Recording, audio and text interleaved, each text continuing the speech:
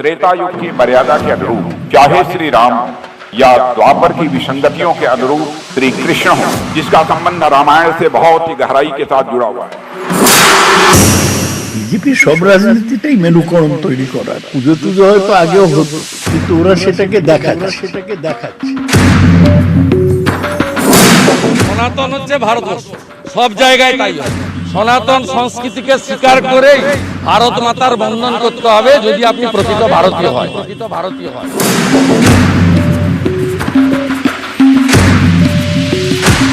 সেটা মোদির বাড়ির আবাসস্থল নয়, এটা তো পার্লামেন্ট। যখন নিয়ম ছিল ধর্ণা দেওয়া যাবে, তখন আমরাও দিয়েছি, বিরোধীরাও দিয়েছে।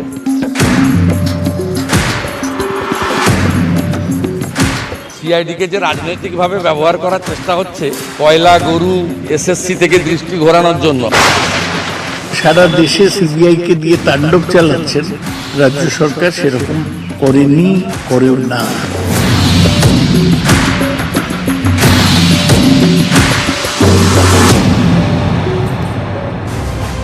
নিউজ 18 বাংলায় স্বাগত। জনতার দরবার নিয়ে আপনাদের সঙ্গে রয়েছে আমি শর্মিষ্ঠা। রাজনীতিতে এখন একটা বিষয় জোর চর্চা চলছে, পুজো। জাতীয় স্তম্ভ থেকে যুদ্ধ জাহাজ, সবকিছুর সূচনাতেই সেই চেনা ছবি ধরা পড়ছে। তাই অনেকেই প্রশ্ন করছেন, বিরোধীদের হাতে কি ইচ্ছে করেই তুলে দেওয়া হচ্ছে পুজোর অস্ত্র, না এটাও কোথাও প্রচার কৌশল? দেখুন, पूजा के दौरान निभाई जाने वाली पारंपरिक रस्मों के हम साक्षी बन रहे हैं। त्रेता युग की मर्यादा के अनुरूप चाहे श्री राम हो या द्वापर की विसंगतियों के अनुरूप श्री कृष्ण हो, जिसका संबंध रामायण से बहुत ही गहराई के साथ जुड़ा हुआ है। কলকাতার গার্ডেন রিচ শিপইয়ার্ডে নৌসেনার অনুষ্ঠান, যুদ্ধ জাহাজের উদ্বোধন, সেখানেই প্রতিরক্ষা মন্ত্রীর মুখে কৃষ্ণ রাম রামায়ণ। दूनागिरी गिरी क्लास की 4th शिप का यह पुनरावतार है, रिकॉर्नेशन है। रिकॉर्नेशन की हमारे देश में बहुत ही पुरानी परंपरा रही है। त्रेता युग की मर्यादा के अनुरूप चाहे श्री राम हो या द्वापर की विसंगतियों के अनुरूप श्री कृष्ण हो, मूल रूप में सभी हरि अथवा विष्णु का रूप होने के बावजूद भिन्न अवतार लेते हैं। द्रोणगिरी शब्द का ही एक स्थानीय रूप है, जिसका संबंध रामायण से बहुत ही गहराई के साथ जुड़ा हुआ है।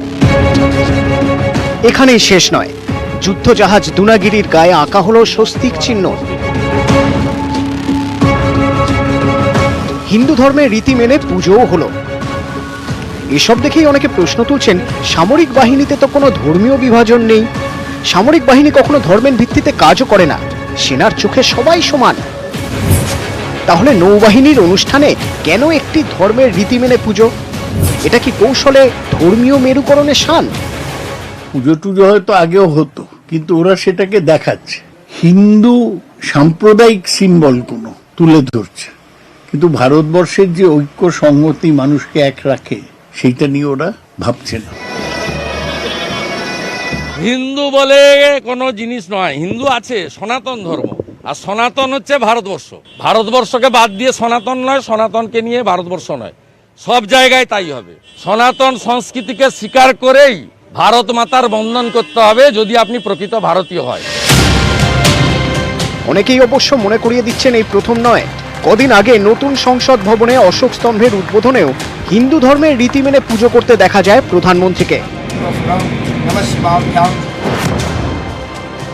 ফ্রান্সে প্রথম রাফাল হাতে পাওয়ার পর লেবু লঙ্কা দিয়ে তার পুজো করেছিলেন রাজনাথ সিং।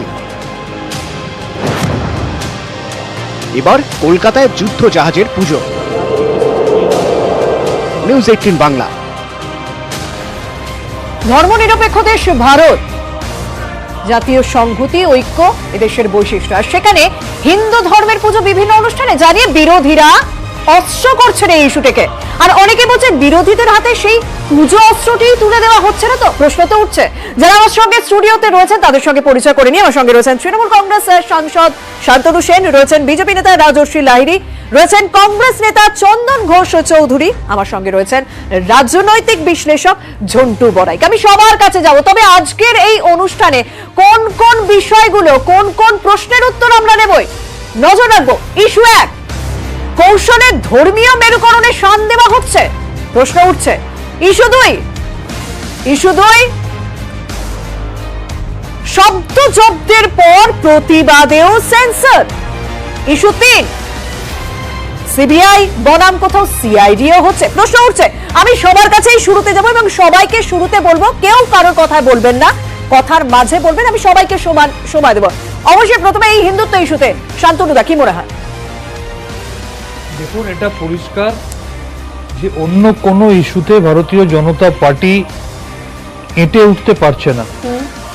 আপনি যদি ডেভেলপমেন্টের ইস্যু দেখেন, আপনি যদি -1000 দেন, সেটাও তাদের জন্য বেশি হয়ে যাবে। আপনি যদি ভারতবর্ষের মানুষ কেমন আছে, আপনি তাতে যদি মার্কিং করতে যান, -5000 দেবেন, সেটাও বেশি হয়ে যাবে। আপনি আন্তর্জাতিক বাজারে ভারতবর্ষের মান মর্যাদা কোন জায়গায় পৌঁছেছে, যদি -10,000 দেন, সেটাও বেশি হয়ে যাবে। ঠিক সেই কারণেই তারা জানে একমাত্র ধর্মীয় কার্ড ছাড়া, এই ট্রাম্প কার্ড ছাড়া তাদের হাতে অন্য কিছু নেই। এবং আমি আবার আতঙ্কিত এই ভেবে, অ্যাপ্রিহেনশনে, যে 2024 লোকসভা নির্বাচনের আগে আবার একটা সিউডো যুদ্ধ খেলা তারা খেলবে। এবং সেই কারণে আপনি দেখুন, আজকে একটা সৌম্য মূর্তির সিংহকে সরিয়ে যখন দাঁত বার করা হিংস্র সিংহ অশোক স্তম্ভ উন্মোচন করছেন, সেখানেও তারা পুজো করছে। আজকে যুদ্ধ বিমানের ইনগরেশন, সেখানেও তারা পুজো করছে। আবার দেখবেন কদিন পরে নরেন্দ্র মোদী মহোদয় গুহায় গিয়ে ধ্যান করতে বসে যাবে। এই সিউডো হিন্দুইজম এবং সিউডো ন্যাশনালিজম, যেটা প্র্যাকটিক্যাল অর্থে তাদের 180 ডিগ্রি অপোজিট দিয়ে তারা হাঁটে। আজকে আপনি কাশ্মীরে গিয়ে দেখুন, কাশ্মীরি পণ্ডিতদের না কাশ্মীরে থাকতে দিচ্ছে, না কাশ্মীর থেকে প্রপার্টি রেস্কিউ করছে। যে ধর্মীয় মেরুকরণে শান দেওয়াই প্রধান বিজেপির লক্ষ্য। এখন জনতা পার্টির এর থেকে বেশি কোনো এজেন্ডা নেই। চন্দনদা, সৌগতদা একটা বেশ ভালো বক্তব্য রাখলেন। আমরা বক্তব্য যখন শুনলাম যে পুজো আগেও হতো, এখন সেটাকে ফলাও করে দেখানো হচ্ছে, এখন যেন সেটা কোথাও একটা প্রচারের কৌশল হচ্ছে। দেখো, একটা কথা তোমাকে শুরুতেই বলে রাখা দরকার, সেটা হচ্ছে ভারতবর্ষ সর্বধর্ম সমন্বয়। এখন এরকম একটি জায়গাতে দাঁড়িয়ে পুজো আগেও হতো, পুজো এখনো হবে, পুজো আগামী দিনেও হবে, এখন পুজোর মধ্যে রাজনীতি ছিল কি? প্রশ্নটা হচ্ছে সেখানে।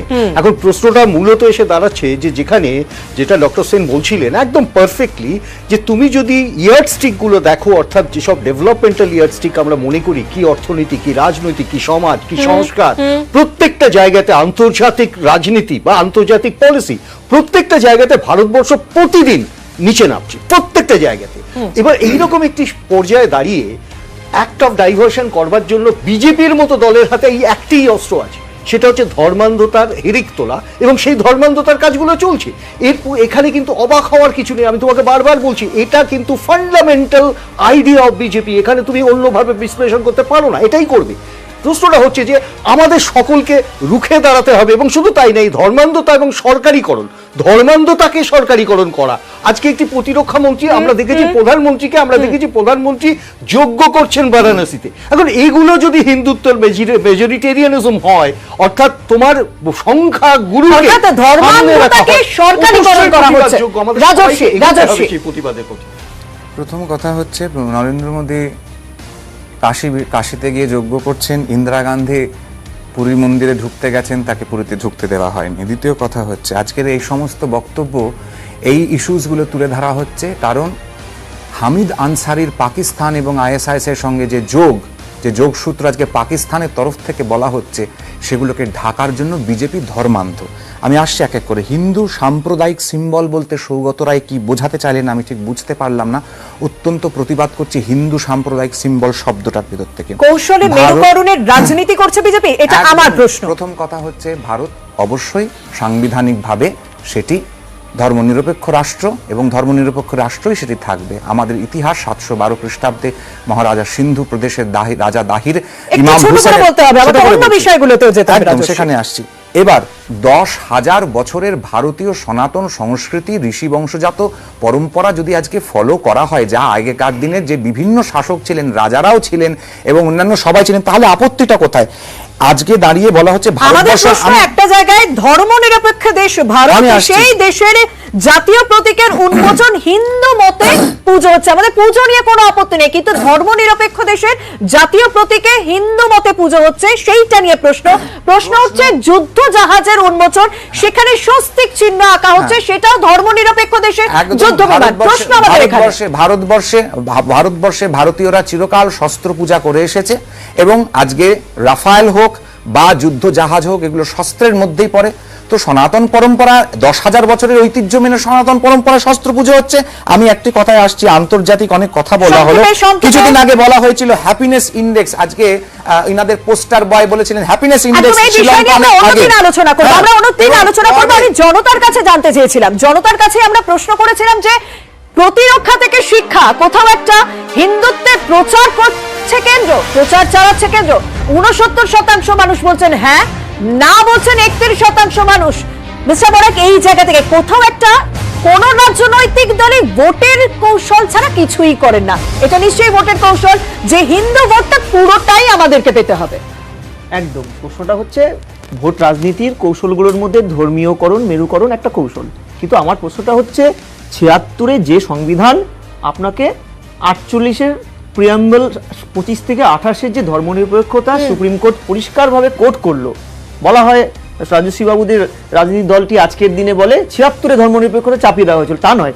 48-এর কোর্টটাকে মেনে কিন্তু বলা হয়েছিল রাষ্ট্র, অর্থাৎ রাষ্ট্রের পরিপূরক যারা জনতার রিপ্রেজেন্ট করেন, সরকার, তারা কোনো ধর্মের কোনো অনুষ্ঠান, ধর্মীয় চরণকে সরকারিভাবে প্রমোট করবে না, দূরত্ব বজাবে, কিন্তু খেয়াল রাখবে সাধারণ মানুষ যে ধর্ম যে মত নিয়ে চলছে তারা যেন স্বাধীনভাবে সেটা করতে পারে।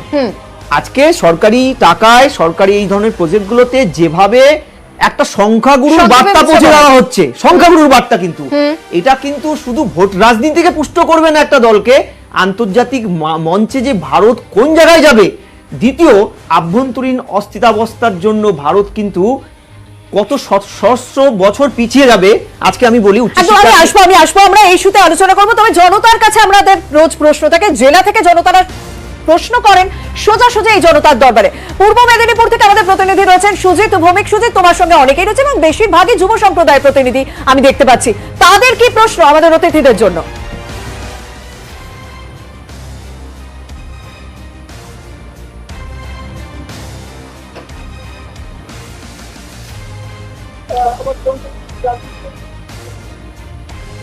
কোন রকম সমস্যা তৈরি হচ্ছে, আমি আবারও আসবো। তবে আমরা দ্বিতীয় বিষয়ের দিকে নজর রাখবো। দ্বিতীয় বিষয় আমাদের শব্দ জব্দ করা হলো, বেশ কিছু বিষয়, বেশ কিছু শব্দ সংসদের অভ্যন্তরে আর বলা যাবে না, যদি বলা হয় তাহলে তা এক্সপাঞ্জ করা হবে। এবার সংসদ চত্বরেও প্রতিবাদ দেখানো যাবে না, বিক্ষোভ দেখানো যাবে না, ধর্ণা দেখানো যাবে না। দেখি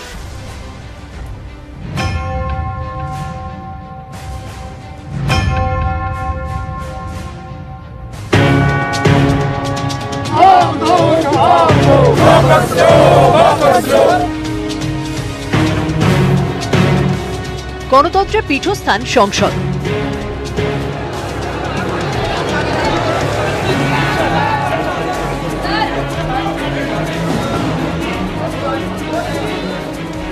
গণতন্ত্রের পীঠস্থানে সেন্সরের বন্যা। প্রথমে কথায় লাগা, এবার সংসদ ভবন চত্বরে প্রতিবাদ বিক্ষোভেও নিষেধাজ্ঞা। শুক্রবার রাজ্যসভা সচিবালয়ে জারি করা নির্দেশিকায় বলা হয়েছে, এখন থেকে সংসদ ভবন চত্বরে কোনো বিক্ষোভ, ধর্ণা, অনশন করা যাবে না কোনো ধর্মীয় অনুষ্ঠানও। এর আগে বৃহস্পতিবারই একটি নির্দেশিকা জারি করে বেশ কিছু শব্দকে অসংসদীয় বলে ঘোষণা করেছে লোকসভা সচিবালয়। দুর্নীতি, জুমলাবাজ, নাটকের মতো শব্দগুলি আর উচ্চারণ করা যাবে না সংসদের দুই কক্ষে। এর প্রতিবাদে সরব হয়েছে বিরোধীরা। তাদের দাবি, মোদী সরকারের অস্বস্তি কমাতে এইসব পদক্ষেপ। এরপর 24 ঘন্টা যেতে না যেতেই নয়া নিষেধাজ্ঞা।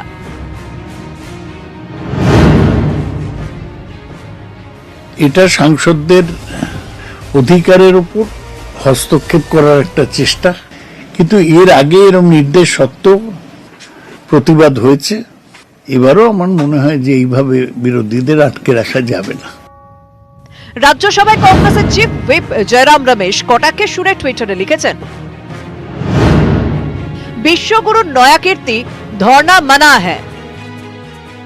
সেটা মোদির বাড়ির আবাসস্থল নয়, এটা তো পার্লামেন্ট, ভারতবর্ষের সব থেকে বড় পঞ্চায়েত।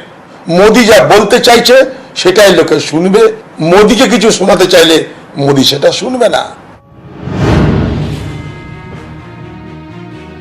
সংসদ ভারতের গণতন্ত্রের সব থেকে বড় পঞ্চায়েত, তো সেখানে তো ধর্ণা দেওয়ার জায়গা নেই। ধর্ণা দেওয়ার জন্য আপনার যন্তর মন্তর আছে দিল্লিতে।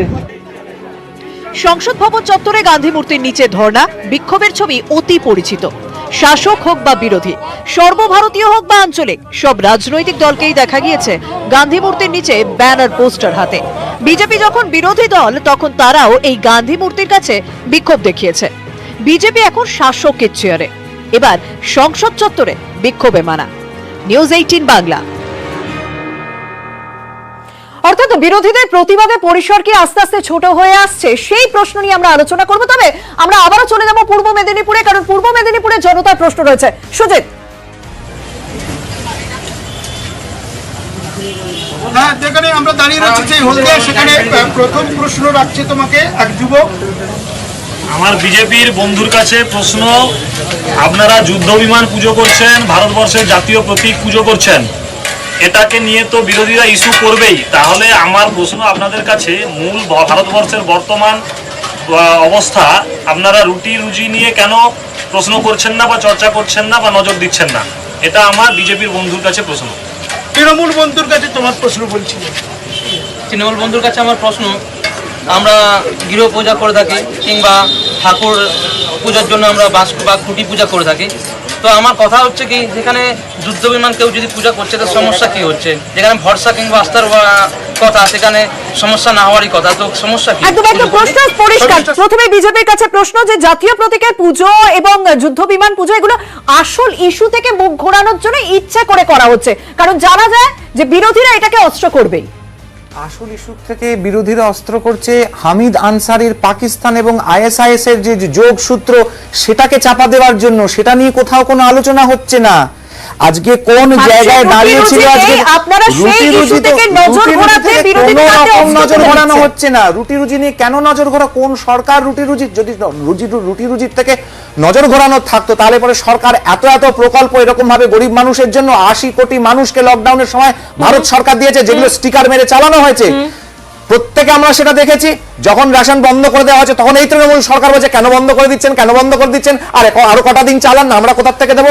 তখন সবাই মিলে বলছে যে না, এটা তো কেন্দ্র সরকার দিত। পরিষ্কার তো হয়ে গেছে। আমি একটা কথা এখানে বলতে চাই, আপনি যে আমরা কি এই শব্দে যেতে পারি যে আমরা পরের ইস্যুটা নিয়ে পরে আলোচনা করছি। তাহলে আপনার প্রশ্ন উত্তর দেয় শান্তনুদা। রাজর্ষির অভিযোগ এবং তার পাশাপাশি একজনের আমি আসবো রাজর্ষি, একটা শুধু অ্যাড করে দিতে চাই, সেটা হচ্ছে 21শে জুলাইয়ের মঞ্চের জন্য কিন্তু খুঁটি পুজো হচ্ছে। তারে সেটা সর্বধর্ম যাচ্ছে না কেন? সেই প্রশ্নই এক জনতা করেছেন, আমরা গৃহ পুজো করি, খুঁটি পুজো করি, তাহলে যুদ্ধ বিমান পুজোর সমস্যা কোথায়? তার আগে আমি বলি, মানে নিজের কবর নিজে খোঁড়া বলে না, আমি বিজেপির প্রতিনিধিকে দেখলাম তিনি বারবার নিজের কবরটা নিজে খুললেন এবং আমাকে বলার সুযোগ করে দিলেন যে সম্প্রতি আমরা দেখলাম জম্মু অ্যান্ড কাশ্মীরের যিনি বিজেপির প্রধান রবীন্দ্র রায়না, তার সাথে একটা ছবি প্রকাশ্যে এলো মিডিয়াতে, আপনাদের মিডিয়াতেও দেখালো, সব মিডিয়ায় দেখালো, যিনি লস্করে তৈবার সাথে যুক্ত, প্রকাশ্যে হাতে অস্ত্র নিয়ে দাঁড়িয়ে আছে, বিজেপির নেতা পাশে দাঁড়িয়ে আছে। আসলে সমস্যাটা অন্য জায়গায়। যারা নাথুরাম গডসের পুজো করে, আজকে আমাদের সাধ্বী প্রজ্ঞা বহল তবিয়াতে ঘুরে বেড়াচ্ছে, নাথুরাম গডসকে যে জিন্দাবাদ বলে। আজকে যারা সাভারকারের পুজো করে, যারা রক্তে রাঙিয়ে, যাদের রাজনৈতিক উত্থান, গুজরাটের দাঙ্গায় 2000 মানুষ খুনের মধ্যে দিয়ে, তাদের কাছ থেকে এই ধরনের জিনিস ছাড়া অন্য কিছু আশা করি না। আমি আবার বলছি, প্রত্যেকটা মানুষের নিজের নিজের ধর্ম আছে, কিন্তু ধর্মকে রাজনীতির স্বার্থে ব্যবহার করা এবং ভগবান শ্রীরামচন্দ্রকে যাকে আমরা মনে রাখি তাকে রাজনীতির জন্য রাস্তায় নামানো, এটা ভারতীয় জনতা পার্টি ছাড়া কেউ করে। খুব সংক্ষেপে চন্দনদা। দেখো, আমি তোমাকে পরিষ্কার একটি কথা আমি শুরুতেই বলেছিলাম, যেখানে রাজনৈতিকরণের যে ধর্মকে রাজনৈতিকরণ, আমরা যেটা বলছি, যেটা প্রিয়াম্বলে সেকুলারিজম, এই সেকুলারিজম তো ধর্ম নিরপেক্ষতা, খুঁটি পুজো হতে পারে।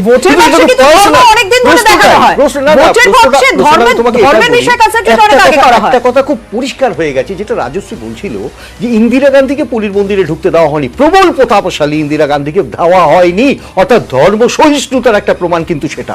আমি তোমাকে তোমাকে যেটা বারবার বলতে চাইছি সেটা হচ্ছে যে এই সরকারি মদতে সরকারিভাবে প্রধানমন্ত্রীর পদ, প্রতিরক্ষা মন্ত্রীর পদ, তাকে যখন ধর্ম পরিচালনা করে তখন শঙ্কা তো জাগবেই ভারতবর্ষের। একদম, তখন তো একটা অন্যরকম বার্তা যায়। আমি এবার পরবর্তী ইস্যুতে আসবো। পরবর্তী ইস্যু যেভাবে প্রতিবাদের পরিসর আস্তে আস্তে ছোট করা হচ্ছে বলে বিরোধীরা অভিযোগ করছেন। মিস্টার বড়াই, আজকের এই নিষেধাজ্ঞা নিয়ে কি বলবেন? শব্দ জব্দ করা হলো এবং যেখানে বেশ কিছু যেগুলো সাধারণভাবে প্রত্যেকে ব্যবহার করে থাকে, নাটক, দুর্নীতিগ্রস্ত, অযোগ্য, এই কথাগুলো ব্যবহার করা হয়ে থাকে।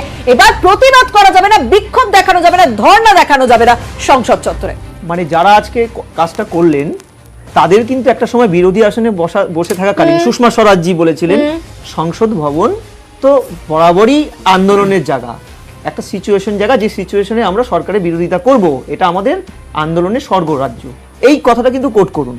আমরা ক্ষমতায় ফিরলাম, আজকে বিজেপির কোন একজন বলছিলেন যে বিভিন্ন ইউরোপের বিভিন্ন স্টেটগুলোতে নাকি এই ধরনের নিষেধাজ্ঞা আছে।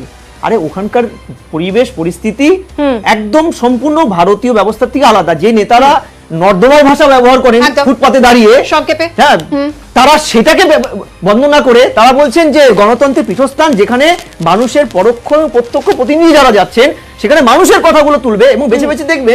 লাস্ট 2014 পর থেকে যেই ট্রামগুলোকে সত্যিকারের বিরোধীরা ব্যবহার করে, জুমলা, এগুলো তো আমরা আগে জানতাম না, সেই শব্দগুলোকে কোট করা হয়েছে। এই জায়গা থেকে সত্যি সরকার যদি বিরোধীদের পাত্তা না দেয়, বিরোধীদের বলতেই না দেয়, সংসদ চত্বরে ধর্ণা, প্রতিবাদ, বিক্ষোভ হলেই সাধারণ মানুষ অনেক ইস্যু জানতে পারেন, কারণ সেগুলো মিডিয়ার মাধ্যমে পৌঁছে যায়, তাহলে সেগুলোকে রোধ করা হচ্ছে। রাজস্বী, শব্দ বন্ধের ওপরে প্রথম কথা হচ্ছে 2021 সালের অগস্ট মাসে মধ্যপ্রদেশ অ্যাসেম্বলিতে বিজেপির চিফ মিনিস্টার যখন আছেন শিবরাজ সিং, তখন সেই সময় কিন্তু একটা বিরাট সংখ্যক শব্দ বন্ধ, আমাকে শেষ করতে দিন, বিরাট সংখ্যক শব্দের ওপর একটা কিন্তু বন্ধন চাপানো হয়েছিল, যার মধ্যে কিন্তু পাপ্পু থেকে আরম্ভ করে বিভিন্ন শব্দ ছিল যেগুলো কিন্তু বিজেপি কংগ্রেসের না, কংগ্রেসকে বিজেপি ফলো করছে না, আমরাই করেছি সেইটা, আমরাই সেই শব্দগুলো করেছি, আমরাই করেছি। এবং অধিকাংশ ভারতবর্ষ কেন বহু দেশে আছে, প্রতিবেশী আমাদের রাষ্ট্রগুলোতেও আছে, কিছু কিছু না, একদমই সেটা নয়, সেটা তো একদমই নয়। কেন বিরোধী বলতে পারবে না? বিরোধী পার্লামেন্টে বলার জায়গা নেই? বিশেষ কিছু শব্দ যেখানে বারংবার করে স্পিকারকে সেখানে খাতার থেকে সেটাকে কাটতে হয়, যে রেকর্ডের মধ্যে রাখা হচ্ছে না, এই শব্দ আমি রেকর্ডে রাখবো না, এই শব্দ রেকর্ডে রাখবো না, বারংবার করে বলতে হয়, তার জন্য এটা করতে হচ্ছে। আর সব থেকে বড় কথা, আমি স্পিকারের তো মুখপাত্র নই, স্পিকার কোনো রাজনৈতিক দলের হয় না, এটা স্পিকার আরো ভালো বলতে পারবেন। আপনারা মেনে নিয়েছেন অবশ্যই, আপনারা আমি একটা কথা শুধু আমি বলে দিতে চাই, শান্তনুদা জম্মু কাশ্মীরের বিধায়কের কথা বললেন, হ্যাঁ, কিন্তু উনি জম্মু কাশ্মীরের সেই বিধায়কের কথা বললেন না যে ঢাকায় অ্যাক্সিডেন্ট হয়ে গেছিল, যে ছেলেটির তাকে পিএমও অফিস তুলে নিয়ে এসে চিকিৎসা করেছে, সেটা কিন্তু বলতে পারলেন না। শান্তনুদা, আপনারা কি বিধানসভায় আনার কথা ভাবতে পারেন? আমি আপনাকে একটা কথা বলি, আজকের দিনে যদি অটল বিহারী বাজপেয়ী বেঁচে থাকতেন, যিনি নরেন্দ্র মোদীকে বলেছিলেন যে রাজধর্ম পালন করো, যিনি পেট্রোল ডিজেলের দাম বাড়ার জন্যে গরুর গাড়ি করে পার্লামেন্টে ঢুকে প্রতিবাদ করেছিলেন, তিনি আজকে ডুগরে ডুগরে কাঁদতেন, তিনি যদি আজকে বেঁচে থাকতেন। আজকে সমস্যাটা অন্য জায়গায়। ভারতীয় জনতা পার্টি জানে যে তারা কি করেছে এবং কোন কোন ভাষায়, উপযুক্ত ভাষায় তাদেরকে বিরোধীরা যোগ্য জবাব দেবে, সেই কারণে তারা আজকে বিরোধীদের কণ্ঠস্বর রোধ করার জন্য এই প্রচেষ্টা, এটা প্রথম নয়। আমি এর থেকে বড়, আমার থেকে বড় শিকার অন্তত এখানে কেউ নেই। আজ থেকে 1 বছর আগে, গত বছর সেশনে আমি ডেমোক্রেটিক্যালি সুষমা স্বরাজের দেখানো পথ অবলম্বন করে পেগাসাস স্পাইওয়্যারের বিরুদ্ধে আমি মুভমেন্ট করেছিলাম বলে পার্লামেন্টের ভিতরে আমাকে পুরো সেশনের জন্য সাসপেন্ড করে দেওয়া হয়েছিল। এবং আপনি একজন মিডিয়ার লোক, আপনি জেনে রাখুন, যেভাবে মধ্যপ্রদেশে মিডিয়াদের হাফনেকেট করে রেখে দেয়, ঠিক সেইভাবে পার্লামেন্টে, লোকসভা এবং রাজ্যসভার টিভির ওপর সেন্সরশিপ চালু রেখেছে। যখন ভালো কিছু হবে সেটা দেখাবে, যখন বিরোধীরা ফ্লোরে নেবে, বিরোধিতা করবে, সেটা যাতে দেশের মানুষ দেখতে না পারে।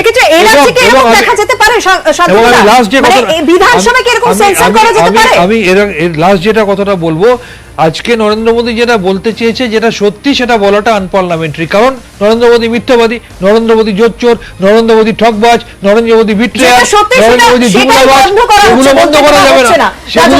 সেগুলো বলাটা আনপার্লামেন্টারি। বাবুকে কেন সাসপেন্ড করা হয়েছিল সেটা উনি দয়া করে অন্তত বলুন যে উনি কি করেছিলেন। কাগজপত্রগুলোকে নিয়ে কাগজ ছিঁড়ে নিয়ে আর নরেন্দ্র মোদীকে, তাহলে মমতা বন্দ্যোপাধ্যায় তো সব থেকে বড় চর্মসে। আপনাদের নেতার অনুব্রত মণ্ডলের মেয়ের নামে 45টা জমি খুঁজে পাওয়া যাচ্ছে, সেগুলো নিয়ে তো বলা যাবে না। তার মানে আপনাদের তো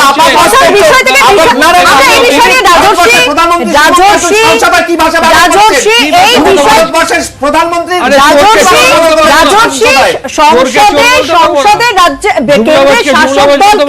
নানান সময় নানান ভাষা ব্যবহার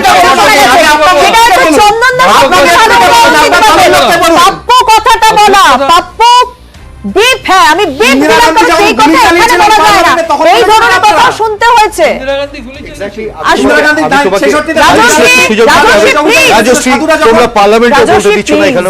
একটু সুযোগ দাও। আমি যেটা তুমি যেটা ভেরি স্পেসিফিক কোয়েশ্চেন করেছো, দেখো আমি তোমাকে যেটা বলতে চাই সেটা হলো যে আমাদের সাথে না একটা ডিসকভারি অফ ইন্ডিয়া আছে, আমাদের সাথে ইন্ডিয়া উইন্স ফ্রিডম আছে। ওরা যখন একটি বিশেষ শব্দবন্ধ ব্যবহার করেন আমাদের নেতা রাহুল গান্ধীকে, আমরা তখন বলি মোদিজি। এই তফাৎটা তো থাকবেই, আমি তো বারবার বলছি দ্যাটস আ কালচারাল ডিফারেন্স, এটা থাকবেই। আর তোমাকে যেটা বিশেষভাবে বলি, এই যে পার্লামেন্টে আজকে যে ঘটনাটা শান্তনুবাবু ভালো বলতে পারবেন, খুব স্বাভাবিক। আমরা এই প্রোগ্রামিংটা কিভাবে হয় জানো, ন্যাচারাল ল্যাঙ্গুয়েজ প্রোগ্রামিং। এই ন্যাচারাল ল্যাঙ্গুয়েজ প্রোগ্রামিংয়ে আমরা যে ভাষায় কথা বলছি, বিশ্বাসঘাতক শব্দটা থাকবে না, নাটক শব্দটা থাকবে না, নির্যাতন শব্দটা থাকবে না। বিশ্বাসঘাতক কথা চলছে সারা ভারতবর্ষের ডেমোক্রেসিতে, যেখানে নির্যাতিত হচ্ছে অর্থনৈতিকভাবে সাধারণ মানুষ, যেখানে সাধারণ মানুষ প্রতি মুহূর্তে নাটকবাজি দেখতে অভ্যস্ত হয়ে গেছে। এই শব্দগুলো শান্তনুবাবুরা পার্লামেন্টে বলতে পারবেন না? এটা কি আনপার্লামেন্টারি?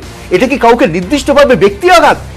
আমার প্রশ্ন মিস্টার বড়াই খুব স্পেসিফিক, তাহলে সংসদে গিয়ে বিরোধী দলের সাংসদরা কি করবেন এবার? কি করবেন? কিছু করবেন না বলেই তো এইসব করা। কি বলবেন? আমি বলি, বেশ কিছু বছর আগে রবীন্দ্রভারতী এমার্জেন্সি পিরিয়ডে রবীন্দ্রভারতী বিশ্ববিদ্যালয়ে একটা অনুষ্ঠানে সুচিত্রা মিত্র গান শুরু করেছিলেন, জাস্ট স্টার্ট করেছিলেন রবীন্দ্রসঙ্গীতের 2-4টা লাইন, যে লাইনগুলো ব্রিটিশদেরও খুব ভয় ধরাতো। তাকে সেই গানের মঞ্চ থেকে তুলে দেওয়া হলো মাঝপথে, কারণ এমার্জেন্সিতে এই কোড টার্মগুলো ব্যক্তি জীবনে ব্যবহার করা যাবে না। তার মধ্যে রবীন্দ্রসঙ্গীতেরও 4-5টা ইয়ে ছিল। ওরে ভাই ফাগুন এসেছে গানটা একটু সংক্ষেপে। আমি সংসদ ভবন হচ্ছে গণতন্ত্রের পীঠস্থান, তো সাধারণ ব্যক্তি জীবনের চাইতে অনেক ঊর্ধ্বে আমাদের কথাগুলো বলা হয়।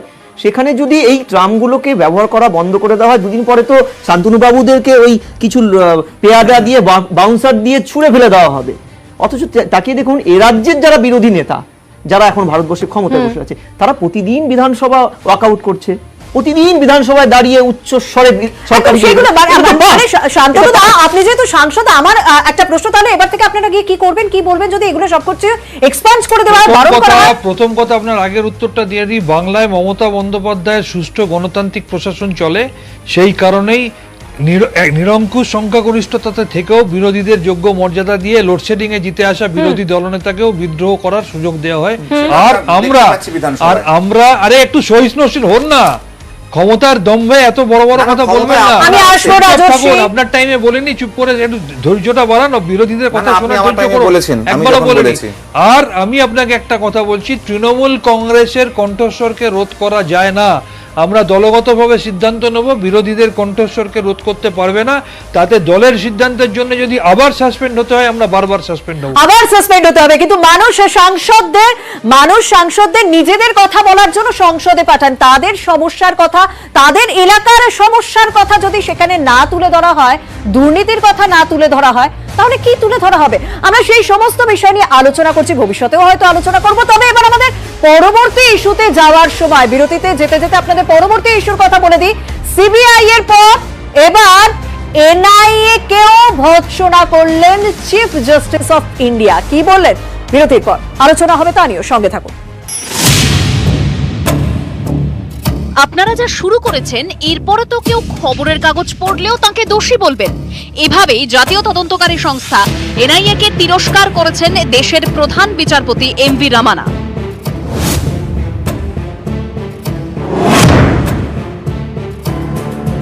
সুপ্রিম কোর্টের শুনানি, মামলার সূত্রপাত 4 বছর আগে ঝাড়খণ্ডে। ঝাড়খণ্ডের একটি ইস্পাত কারখানার জেনারেল ম্যানেজার সন্তোষ জৈনকে গ্রেফতার করে এনআইএ। এনআইএর অভিযোগ, ধৃত ব্যক্তি মাওবাদীদের সঙ্গে যুক্ত এবং তাদের হয়ে চাঁদা আদায় করেন। ধৃত জৈন জানান, মাওবাদীরা বিশাল অঙ্কের চাঁদা দাবি করেছিল, তাই তিনি মাওবাদী নেতাদের সঙ্গে কথা বলতে গিয়েছিলেন। সন্তোষ জৈনকে গ্রেফতার করে ইউএপিএ এর বিভিন্ন ধারায় মামলা করে এনআইএ, কিন্তু প্রমাণের অভাবে জৈনকে জামিন দেয় ঝাড়খণ্ড হাইকোর্ট। সেই নির্দেশকে চ্যালেঞ্জ করে সুপ্রিম কোর্টে যায় এনআইএ। অভিযুক্তের বিরুদ্ধে আনা এনআইএ এর চার্জশিট দেখেই প্রধান বিচারপতি এনভি রামানা বলেন, আপনারা যা শুরু করেছেন এরপরে তো কেউ খবরের কাগজ পড়লেও তাকে দোষী বলবে। কয়েক মাস আগে আরেক কেন্দ্রীয় তদন্তকারী সংস্থা সিবিআই এর ভূমিকা নিয়েও প্রশ্ন তোলেন প্রধান বিচারপতি। সিবিআই এর অনুষ্ঠানে গিয়েই তিনি সরব হন। Every other institution of repute, the CBI has also come under deep public scrutiny. Its actions and inactions have often raised questions regarding its credibility in some cases. 9 বছর আগেও সিবিআইকে তীব্র ভর্ৎসনার মুখে পড়তে হয়। 2013 সাল ইউপিএ 2 জামানার শেষ দিকে কয়লা কেলেঙ্কারি নিয়ে তোলপাড় দেশ। সেই মামলার শুনানিতেই বিচারপতি আর এম লোধার বেঞ্চ বলে, সিবিআই খাঁচায় বন্দি তোতা, প্রভুর সুরে কথা বলে। জঘন্য বিষয় হলো এখানে অনেক মনিব, তোতা মাত্র একটি। এবার শীর্ষ আদালতে তিরস্কৃত আরেক কেন্দ্রীয় সংস্থা এনআইএ। নিউজ 18 বাংলা। এই জায়গা থেকে রাজর্ষি, সিবিআই এর ভূমিকা নিয়ে তো প্রশ্ন উঠছিল, এবার এনআইএও। তার পাশাপাশি স্পেসিফিক ভাবে যদি বলি, ইতিমধ্যে অনেকেই সমালোচনা করেছেন যে যেভাবে ইউএপিএ আইনটিকে ব্যবহার করা হচ্ছে দেশে, তা নিয়ে। প্রথম কথা হচ্ছে, আমি এনআইএ এর মুখপাত্র নই, তাই এনআইএ এর সম্বন্ধে কথা বলা বিজেপির মুখপাত্র আমি বলতে পারবো না। দ্বিতীয় কথা হচ্ছে, অন্তত এতক্ষণ ধরে যে আলোচনা চলা হচ্ছিল এবং বিভিন্ন বিরোধী পক্ষের লোকেরা ভারতবর্ষের গণতন্ত্র বিপন্ন, অমুক বিপন্ন কথা বললো, তো সুপ্রিম কোর্ট যখন এটার জন্য দায়ী যদি বিজেপিকেই ধরা হয়, তো তাহলে পরে তো সুপ্রিম কোর্ট যে এনআইএ এর বিরুদ্ধে কথা বলেছে, তো তার মানে তো ভারতবর্ষের গণতন্ত্র আছে। তো তাহলে পরে তো যে হাইয়েস্ট অর্গানাইজেশনসগুলো, সেগুলো যে বিজেপি ডমিনেটেড, বিজেপি করা, তার মানে এগুলো সম্পূর্ণ মিথ্যে কথা ছিল। তার মানে রাজনৈতিকভাবে বলা হচ্ছিল ভারতবর্ষের গণতন্ত্র ইন্দিরা গান্ধীর সময়কার গণতন্ত্র নয়, সোনিয়া গান্ধীর গণতন্ত্র নয়। পরিষ্কার ভারতবর্ষের গণতন্ত্র একদম ভাবে বেঁচে আছে।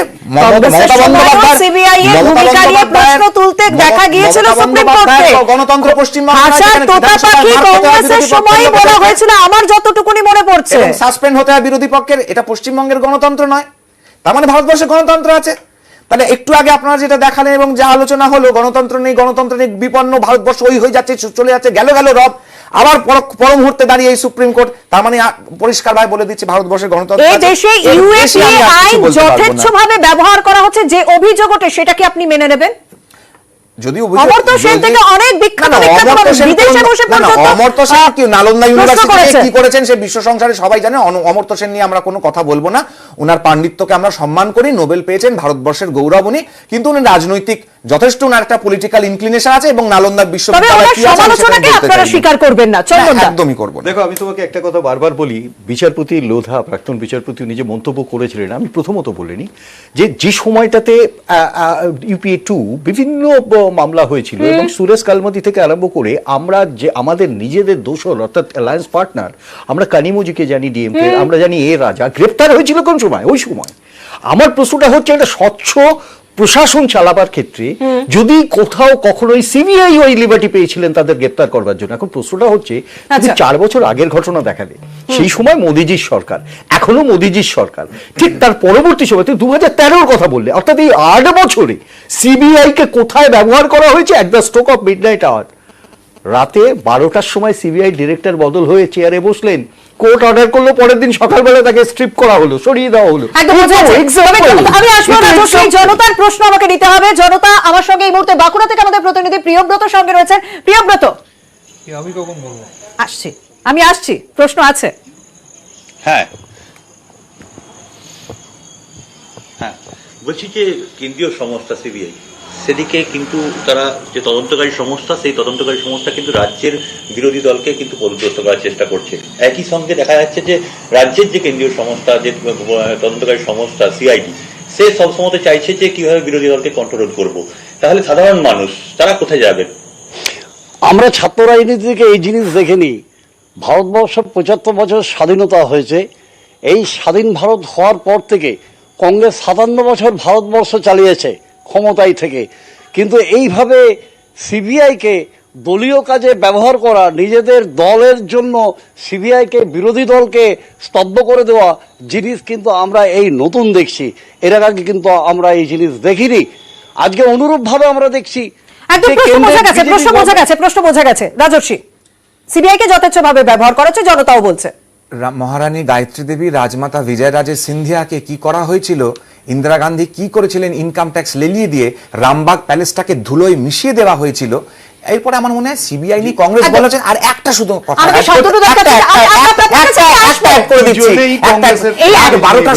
রাত 12টার সময় ফখরুদ্দিন আলী আহমেদকে ঘুম থেকে তুলে অন্তত এমার্জেন্সি আমাকে অনেক পরে বলতে দিয়েছেন, বলতে দিতে আমি প্রথমে আপনাকে বলি, যে কটা শব্দকে জব্দ করা হয়েছে তার মধ্যে একটা আছে স্নুপগেট।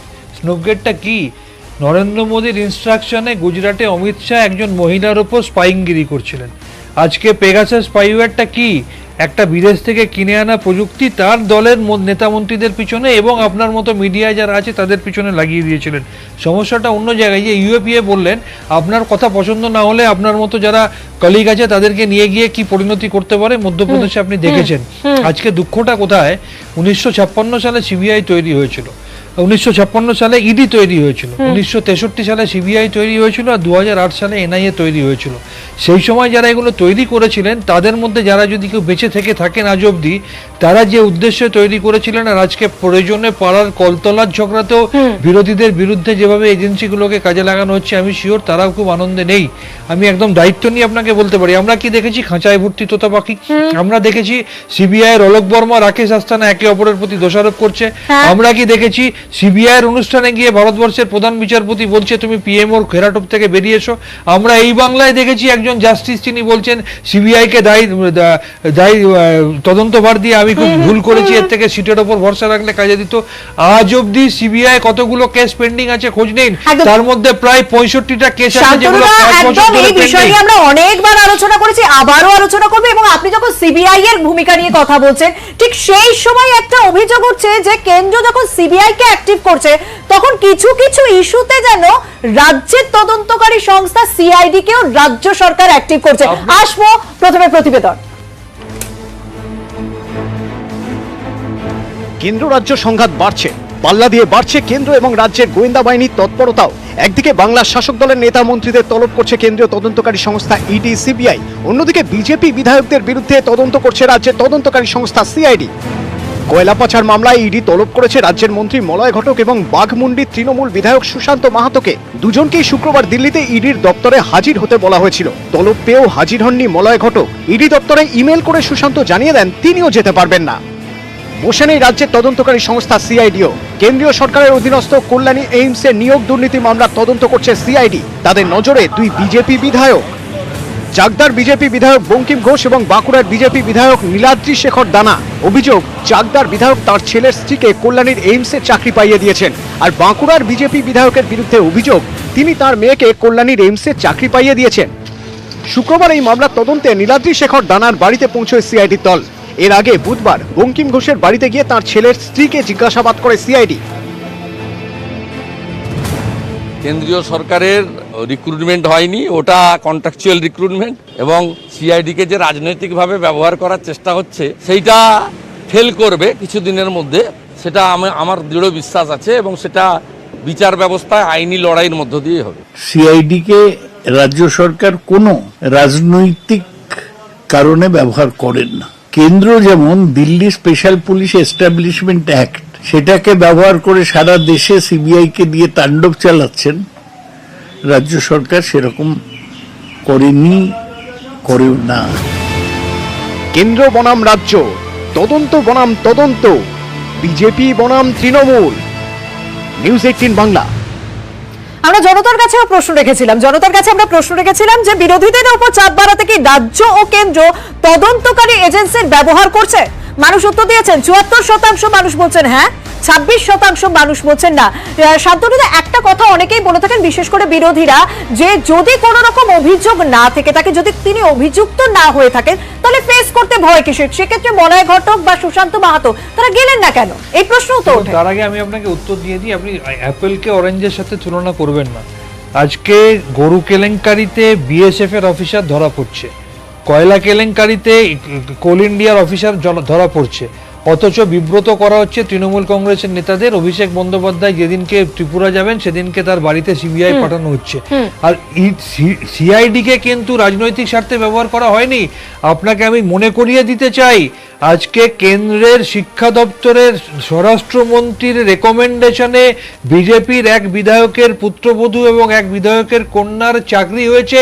এই অভিযোগটা তৃণমূল কংগ্রেস প্রথম বলেনি, এই অভিযোগটা বলেছে বিজেপির একজন নেত্রী। তিনি আন্দোলন করে একজন জেলা সভানেত্রী বলেছেন যে আমার দলের নেতারা এইভাবে বিনা রেকমেন্ডেশনে বিনা পরীক্ষা দিয়ে চাকরি পায়। তারপর সেখানে সিআইডি তদন্ত হচ্ছে, আর বিজেপির বিধায়ক বলছেন সবাইকে উলঙ্গ করে দেবো। ন্যূনতম শালীনতা অবধি তাদের নেই। তাদের কাছ থেকে আপনি কি আশা করেন? প্রথম কথা হচ্ছে শান্তনুদা মিডিয়ার মার খাওয়ার কথা বললেন। বিস্তীর্ণ জায়গা জুড়ে কিরকম ভাবে মিডিয়ার লোকেরা মার খেয়েছে এই পশ্চিমবঙ্গে উপনির্বাচনে, কিভাবে কদিন আগে উপনির্বাচনে তৃণমূলের নেতা একজন মহিলা সাংবাদিককে কিরকম ভাবে বুম কেড়ে নিয়ে করেছেন, সেটাও আমরা দেখেছি। তাই মিডিয়ার মার খাওয়া বলা উচিত নয়। সিবিআই নিয়ে প্রসঙ্গ উঠলো, এই সিবিআই ব্যাঙে হাঁচলে পরে পর্যন্ত মমতা বন্দ্যোপাধ্যায় সিবিআই চাইতেন যখন এনডিএ ওয়ানের মধ্যে তিনি ছিলেন। দ্বিতীয় কথা, তারপরের কথা, উনি নানা আরো অনেক কথা বলছেন যেগুলোর বাস্তবিক কোনো মূল্য নেই এবং কোনো ভিত্তিহীন ব্যাপারটা পুরোটা। কিন্তু এটাও তো সত্যি, ওনার অভিযোগটাই আমি যেটা বলে দিচ্ছি, বিজেপি নেতার কথাতেই কিন্তু অভিযোগ, শুভেন্দুদা যে কথা বললেন কন্ট্রাকচুয়াল এমপ্লয়ি আছে এখান থেকে, এবং অভিষেক বন্দ্যোপাধ্যায়কে হ্যারাস করা হচ্ছে নাকি। তো অনুব্রত মণ্ডলের মেয়ের নামে 45টা জমি দেখেছি, অনুব্রত মণ্ডলের দেখেছি, সেটা নেই। তো প্রত্যেকটা তৃণমূলের নেতা আজকে রুকবানুর রহমান অভিযুক্ত হচ্ছেন, আরেকজন তৃণমূলের নেতা অভিযুক্ত হয়েছেন টাকা নিয়ে চাকরি পাইয়ে দেওয়ার জন্য, সেটাও রাজ্য পুলিশ অ্যারেস্ট করছে। তো এখানে দাঁড়িয়ে টপ টু বটম মাথা থেকে পা পর্যন্ত সবাই কনফিউজিং, মানে আমি ঠিক উত্তরটা শুনে কিছুই বুঝতে পারলাম না। আপনি কিছু বুঝলেন? না না, এখানে পরিষ্কারভাবে একটা জিনিস তো বোঝা গেছেই, সেটা হলো যে সিবিআই কে ব্যবহার করা এবং সিবিআই কে তৃণমূলের বিরুদ্ধে ব্যবহার করা, বা তৃণমূলের বিভিন্ন কেসেস যেখানে কিন্তু সিবিআই এর একটা নির্দিষ্ট গতি পাওয়ার কথা ছিল, যেমন সারদা মামলা তো আমরা করেছিলাম, তারপরে নারদা, বহু প্রসঙ্গ এসছে যেখানে সিবিআই কে কখনো দেখি খুব ফাস্ট মুভ, কখনো দেখি খুব স্লো মুভ। এখন এই জায়গাতেই চরিত্রগত অবস্থানে আমাদের যথেষ্ট সন্দেহ আছে। দ্বিতীয় প্রশ্ন হচ্ছে, ঠিক যখনই একটি ঘটনা ঘটে, again beaten by the coin, সেখানে কিন্তু আবার সিআইডি, আবার দেখা যায় যে সিআইডি সেই আক্রমণ করছে। এখন ক্লু তো দুটোতেই আছে। শুভেন্দুবাবু যে কথাটা বলছেন আমার মনে হয় ধর্তব্যের মধ্যে রাখা উচিতই না, কারণ শুভেন্দুবাবু নিজে অভিযুক্ত। একটি জায়গায় শুনলাম যে উনি বলছেন যে আমিও তো সংসদ সদস্য ছিলাম, তৃণমূলের সংসদ সদস্য ছিলেন। প্রশ্নটা হচ্ছে ওনার অবস্থানের পরিবর্তন হয়েছে তার, সেখানে আমি এই প্রশ্নটা তোমাকে খুব স্বাভাবিকভাবে উত্তরটা দিতে পারি। সেটা হচ্ছে যে এটা তোমাদের এখানে তো দেখালোই যে মানুষ বলছেন যে এটা পরিষ্কার হয়ে গেছে, নিজেদের মধ্যে একটা উল্টা পূরণের খেলা চলছে। এখানে কোনো একদম সিবিআই বনাম সিআইডি এখন তাহলে ঝন্টুদা। হ্যাঁ, মেকানিজমটা কিছুই না, সর্বগ্রাসী যদি রাজনীতি দর্শন কারো থাকে যে বিরোধী শূন্য করব, কংগ্রেস মুক্ত ভারত, বাংলায় বিরোধী শূন্য বাংলা, পশ্চিমবঙ্গ, এই মেকানিজমটা থাকলে আমি যে কোনো ওয়েইস ব্যবহার করতে পারি। এবং এটা তো সত্যি যে আজকে বিজেপি এটা নতুন করছে না, হয়তো র্যাপিড ইয়েতে করছে বিজেপি, কেন শাসক দল, কেন্দ্রের শাসক দল। এবং কোথাও এই চন্দনদার কথাতেই ধরে বলছি, দড়ি টানাটানি। ধর আমি তোমার পুরো স্ট্রাকচারটার দুর্নীতিগ্রস্ত নেতাদের টান দিলাম যাতে তুমি সারেন্ডার করো, আমি সারেন্ডারটা একটু দেরিতে করছি, তোমার দুটোকে টান দিলাম, দড়ি টানাটানি করে আমাদের একটা ইকুইলিব্রিয়াম স্টেজ ফিজিক্সের ভাষায়, যেটা দড়ি টানাটানি সবসময় একটা জয়ের লক্ষ্যে হয়। এখানে জয় তো দেখা যায় না, শুধুমাত্র টানাটানি দেখা যায়। শেষ মুহূর্তে কার জয় হবে না হবে এখনো তো ডিসাইডিং নয়। এটা তো ঠিক যে বিরোধী বিজেপির পশ্চিমবঙ্গে কোনো পলিটিক্যাল বেস নেই, সত্যি কথা বলতে জনভিত্তি নেই। আপনি দুর্নীতি বলছেন, সব দুর্নীতি আছে, আপনি প্রমাণ করতে পারছেন না, তার আগে আপনার লোককে ধরে ফেলছে, কিংবা আপনি প্রমাণ করতে চাইছেন না, বিভিন্ন ভিতরে অনেক ক্যালকুলেশন আছে। এই টানাপোড়েনে আপনাকে একটা জিনিস মনে রাখতে ভুলে গেছে এই বিরোধী নেতারা, যে জনগণের মধ্যে তো ন্যূনতম একটা বেশ দরকার। সিবিআই বলে কিন্তু রাজনৈতিক ভিত্তিই নেই এই রাজ্যে বিজেপির। কংগ্রেস মুক্ত ভারতের কথা যেটা বললেন, কংগ্রেস মুক্ত ভারতের কথা বিজেপি বলেনি। দেশ যখন স্বাধীন হচ্ছে তখন গান্ধীজি বলেছিলেন কংগ্রেসকে ডিসলভ করে দেওয়া উচিত। সিবিআই এর কথা, আজকে যে সিবিআই এর কথা যে বলা হচ্ছে, আজকে বোধহয় চন্দন দ্বারা ঘুরিয়ে ফেলেছেন। আমার প্রশ্ন, বিজেপির এই রাজ্যে রাজনৈতিক ভিত্তি নেই, অনেক প্রশ্ন উঠেছে। বিজেপির রাজনৈতিক ভিত্তি আছে কি নেই সেটা তো ভবিষ্যৎ বলবে, এবং বিজেপির যদি রাজনৈতিক ভিত্তি না থাকতো তাহলে 2,28,00,000 পশ্চিমবাংলার মানুষ ভোট দিত না।